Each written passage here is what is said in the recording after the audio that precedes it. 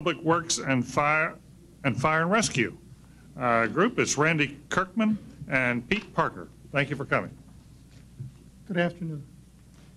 My name is Randy Kirkman. I am the Public Works Director for the town of Bristol, Wisconsin, and joining me today is Peter Parker, the Fire Chief for our town. I'd like to express appreciation to the Ford Foundation and the Innovations in American Government program for having named our town as a finalist. Our innovation addresses a need faced by smaller municipalities throughout the country: how to provide timely and high-qualified fire and ambulance services with limited budgets. Our solution is to cross-train our existing public works employees as emergency medical technicians and firefighters. Let me tell you why this is significant for Bristol. We are a small town of less than 4,500 people located in the southeastern corner of Wisconsin. Our town is built largely out of agricultural land, and many of our families have been in town for several generations. With our small population and without a large commercial or industrial tax base, we do not have the financial resources to support a full-time fire department. On average, we respond to fewer than 550 fire and rescue emergencies annually. We've relied on services of citizen volunteers, especially local farmers and small business owners, to provide these services. But with the decline of the family farm and the distance and the demand of today's jobs, there are fewer and fewer folks available during the day to meet our fire and rescue protection needs. So we needed to come up with a better way. The answer came in the form of seeing our public works in a new light. The town employs 6 individuals in that department to perform needed services such as snow plowing and street and utility repairs. After an initial pilot project, the town board allowed full-time public works employees to be cross-trained to provide fire and rescue needs during the day. The employees now receive additional pay for fire and rescue duties. This has enabled us to provide a fast, reliable, cost-effective fire and rescue service to our residents at a cost savings of approximately $700,000 a year over the cost of a full-time department. In addition, we can now respond faster and provide more personal service. During the time our program's been in place, not a single call has gone unanswered, and we decreased response time. Last year, more than 3/4 of all daytime calls were answered within 4 minutes. The program has also been a success from a human perspective and a perfect example of neighbor helping neighbor. Residents often personally know those responding to their calls. This is a program that matters. It matters to the taxpayers of Bristol, whose taxes are kept low through significant cost savings.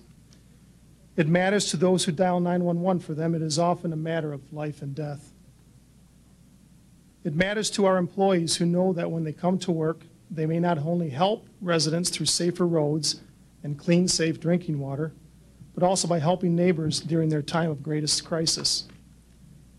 It is all well and good to talk about cost savings and statistics, but nothing can replace the human stories. To tell one such story, I'd like to introduce Chief Parker, who has led the program. Let me give you one example. Earlier this year, we received a 911 call from a resident who was experiencing chest pains. In less than an hour, we responded, we treated, sent EKG information via cell phone, and transported to the hospital. This prompt response had a real impact on this man's life. For him, the program was a lifesaver. The hospital wrote us and said this program demonstrates the difference we are making for cardiac patients. This grant will help other communities share similar stories. The problem we face is not unique. Many towns in the United States are serviced by volunteer fire departments. Nearly all of them can benefit from this innovation. As Randy indicated, we do this in a small town atmosphere where we know one another by first name.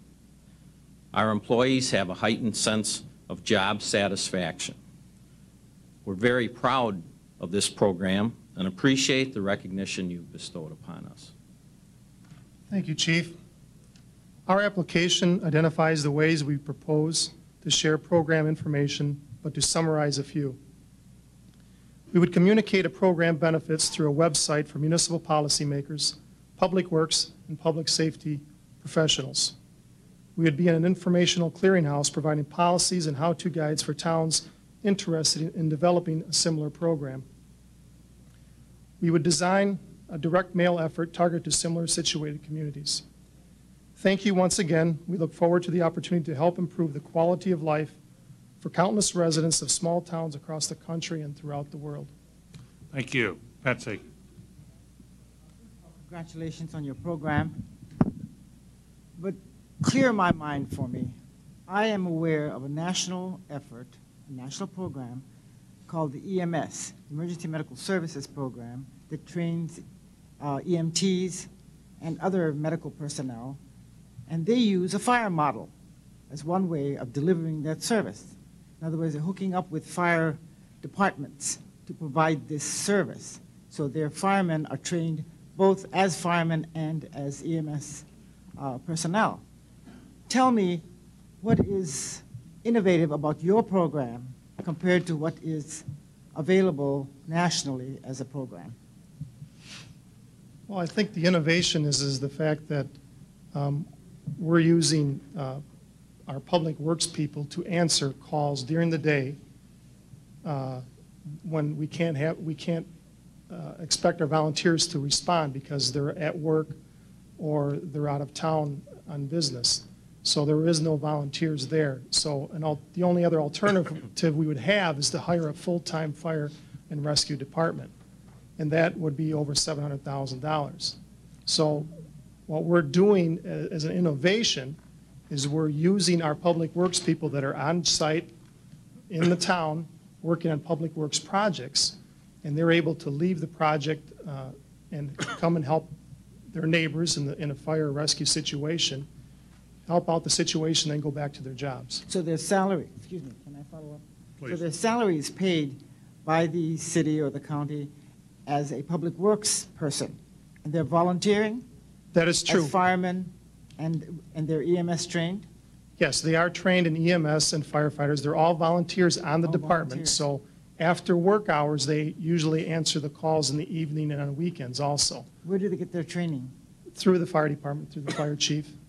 The state of Wisconsin has certified firefighter program and also follows the National Registry of EMTs, and they are trained. The public works people do receive, for their certifications in firefighting and EMS, an additional hourly rate for that services that they're providing during the daytime.